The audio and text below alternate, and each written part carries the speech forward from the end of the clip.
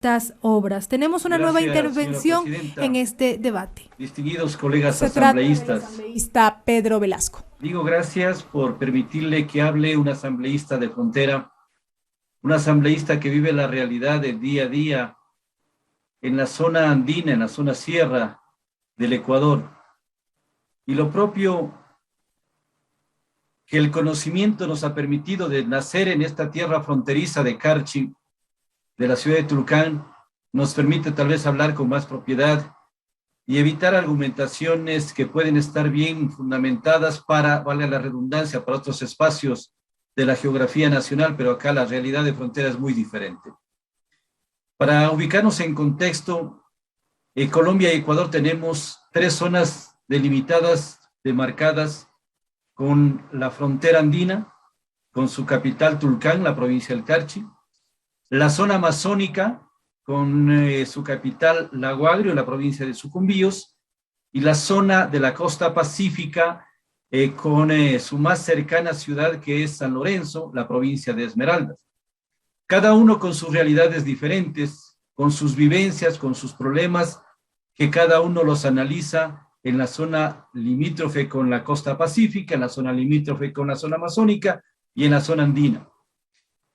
Los problemas que tenemos con Colombia y las identidades podemos mencionarlas que son comunes de los dos lados. ¿Qué es lo que pretende un acuerdo, un tratado o un convenio?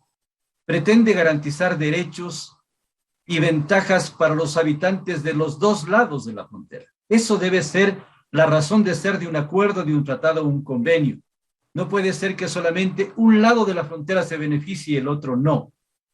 Estamos hablando de un acuerdo de planificación de asentamientos humanos entre la frontera de Ecuador y Colombia, que se lo ha suscrito hace casi 25 años. El próximo mes de diciembre estamos cumpliendo 25 años y deberíamos celebrar todos con alborozo de que son 25 años de un acuerdo entre dos países hermanos, pero habrá que analizar qué nos ha traído esos 25 años para los pueblos fronterizos del lado de Ecuador y del lado de Colombia. En el lado de Colombia, el departamento de Nariño y el departamento de Putumayo. Y acá en el lado de Ecuador, 3 provincias a las que me he referido.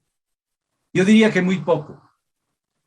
Porque lastimosamente los gobiernos centralistas piensan que la solución solamente está en mirar desde la capital de cada país, es decir, desde Bogotá y desde Quito, sin tomar en cuenta los verdaderos actores sociales a quienes tenemos el asentamiento humano en nuestros pueblos de frontera. Y esas son las fallas de que no funcionan los acuerdos, los convenios, los tratados, cuando solamente se tiene una visión óptica desde las cancillerías o desde el ejecutivo de cada uno de los países. Yo comparto plenamente algunas de las expresiones de que hay que preocuparse primeramente por el ser humano, por la persona. Eso es fundamental. Si garantizamos derechos, si garantizamos beneficios al ser humano, el desarrollo de las demás actividades inherentes a esta persona se van dando. En la zona que estoy hablando, en la zona sierra, la zona andina, es una de las fronteras más institucionalizadas, pero no por una decisión gubernamental, sino por acciones concretas de los gobiernos autónomos descentralizados, de las alcaldías, de las prefecturas, que han encontrado una forma de dinamizar las relaciones binacionales Ecuador-Colombia. Se han venido implementando acuerdos, convenios que no han llegado a cumplirse. Hay un acuerdo de Esmeraldas que tiene que ver con la canasta básica familiar que debió haberse revisado hace muchísimos años y hasta la actualidad no ha sido revisada. Hay el famoso acuerdo de la canasta comercial que permitió ingresar y traer productos de Colombia al Ecuador para efectos de equilibrar la balanza comercial. De esos problemas se vienen dando permanentemente.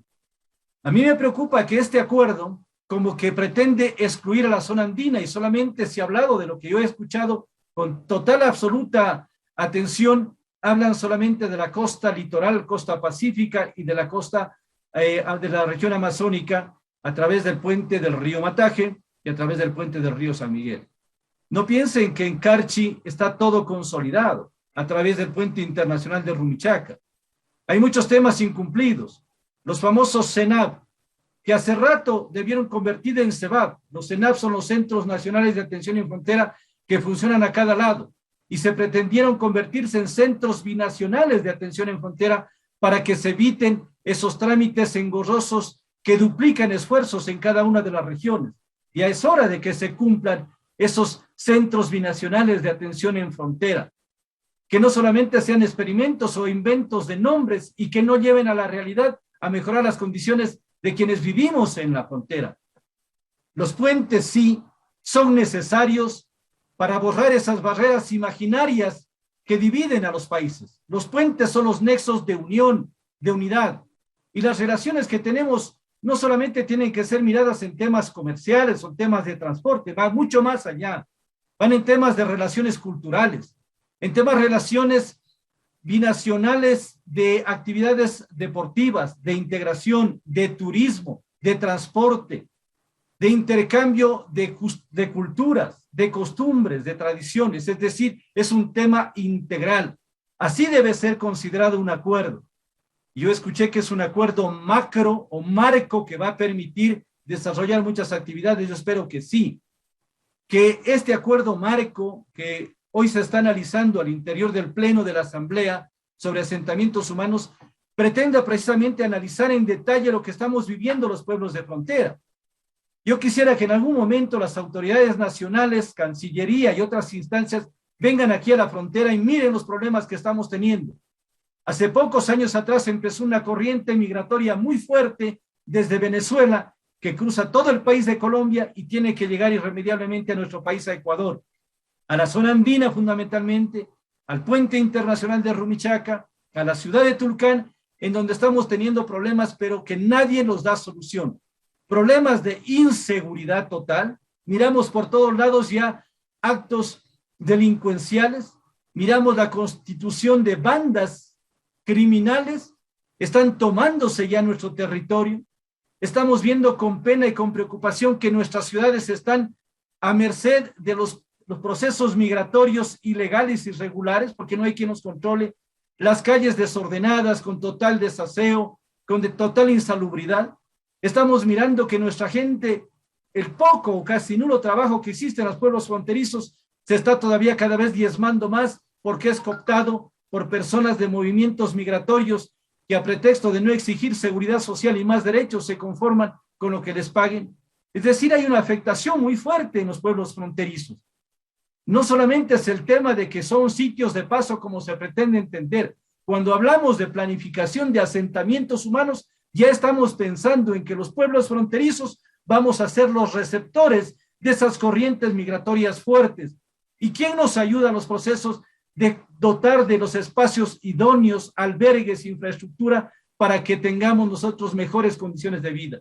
Que se entienda bien, no estoy en contra de estos procesos migratorios que tenemos que recibir como suscriptores de países que ratificamos derechos humanos. Nosotros lamentamos los problemas que tiene Venezuela, lamentamos los problemas que viene acaeciendo en el vecino país de Colombia, de más de 50 años de una conmoción interna, de una guerra interna, donde el desplazamiento de la violencia, de los grupos alzados en armas han hecho que mucha gente venga a venir a vivir acá al Ecuador, a proteger sus vidas y su familia. El tema del narcotráfico, el tema del contrabando de armas, son temas fuertes que solamente los conocemos quienes vivimos en el cordón fronterizo.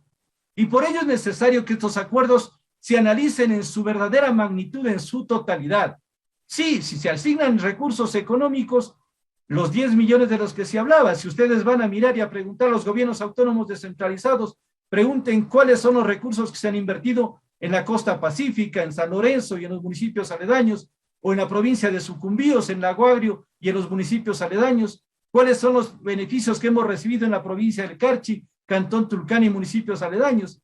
Cero inversión. La mayor parte de recursos que se han conseguido han sido de cooperación internacional, que en un desacierto en algún gobierno anterior mandó hasta expulsando a organismos de cooperación internacional, y que hoy vemos que acertadamente el gobierno está trayendo esas inversiones, está dándoles cabida para que nuevamente miren los ojos hacia la frontera norte, a la frontera que limita con Colombia. Se habla en el informe de que se va a formar un comité técnico binacional, qué bueno, que sí, estamos de acuerdo que tiene que ser presidido por autoridades de Cancillería, pero este comité técnico también debe estar integrado por autoridades de cada una de las regiones fronterizas, de la zona amazónica, de la zona pacífica, de la zona andina, porque ellos son los que conocen la realidad, sus autoridades. Que se nos permita a los asambleístas de frontera también formar parte de este Comité Técnico Binacional para ser los voceros y los portavoces de las aspiraciones de nuestros pueblos fronterizos con las autoridades nacionales. Que en el tribunal arbitral, de cuando haya divergencias, de igual manera, en segunda instancia también estén gente de frontera. Yo quiero mencionar, señora Presidenta y distinguidos colegas asambleístas, que los acuerdos son buenos. Yo digo que sí son excelentes, y más aún cuando permiten afianzar relaciones binacionales con pueblos hermanos como Colombia, que los hemos mantenido en las mejores condiciones de toda una vida. Pero las condiciones económicas a veces benefician a un sector y perjudican a otro, como estamos hoy lastimosamente viviendo desde hace muchos años atrás el lado ecuatoriano. Hay que tomar acciones concretas, como decía yo al inicio de mi intervención, que no perjudiquen a ningún lado de la frontera, sino que nos permitan desarrollarnos por igual en las mismas condiciones y que podamos revisar en forma muy tranquila con las autoridades de Cancillería y con el tiempo suficiente aquellos convenios y tratados que no tienen ya ninguna vigencia, que no tienen ninguna validez, que solamente están ahí llenando los archivos de Cancillería que ya no tienen ninguna aplicabilidad, que podamos revisarlos y en base a este convenio, tratado marco del que estamos analizando, se permita optimizar los convenios y tratados que vayan a potencializar las relaciones binacionales. Hay que dar facilidad al sector del transporte, al sector de movilidad humana, que actualmente está restringida. Hay que ver también y escuchar los criterios de los habitantes de frontera. Yo con ello quiero terminar sin ser cansón, señora Presidenta y colegas asambleístas, diciendo qué bueno que miremos los ojos no solamente desde el centro político de un país, sino vayamos a las fronteras donde verdaderamente existe la integración de los pueblos, hasta integración familiar. Hay relaciones de consanguinidad, de parentesco, en las relaciones como habrá, en las relaciones Ecuador-Perú y en las otras fronteras. Por lo tanto, analicemos con detenimiento y por favor, no tomen a mal las observaciones y recomendaciones que hago yo. Solamente las hago en nombre de mi pueblo, de mi provincia, a la que quiero y amo y a la que respeto y a la que aspiro que también sea tomado en cuenta en el desarrollo como se lo tiene en cuenta al resto del país. Gracias, señora Presidenta y colegas asambleístas. Gracias.